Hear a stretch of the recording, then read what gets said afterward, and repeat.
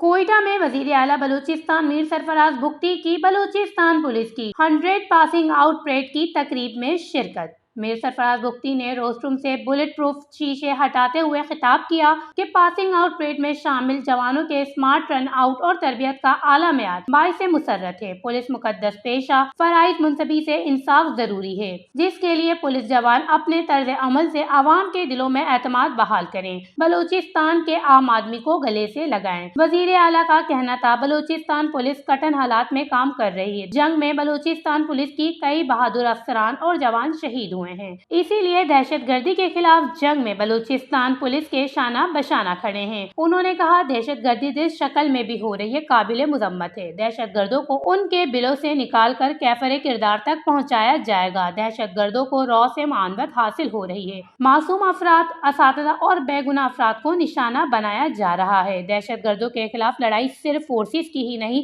ہم سب کی جنگ ہے۔ دہشت گردوں اور جرائم پیشہ افراد کے خلاف گہرا تنگ کر کے انصاف کے کٹہرے میں لا کر کھڑا کرنا ہمارا مقصد ہے۔ قانون کی قوت اور ریاست کی طاقت سے اللہ تعالیٰ کی نصرت سے دہشت گردی کو شکست دیں گے۔ وزیر اعلیٰ میر سرفراز بگٹی نے بلوچستان پولیس کو درپیش مسائل حل کرنے کا اعلان کیا اور تربیت مکمل کرنے والی لیڈیز کانسٹیبلز اور نمایاں پوزیشنز کی حامل کمپنی کو 5-5 لاکھ روپے انعام کا اعلان بھی کیا۔ وش نیوز، کوئٹہ، بلوچستان۔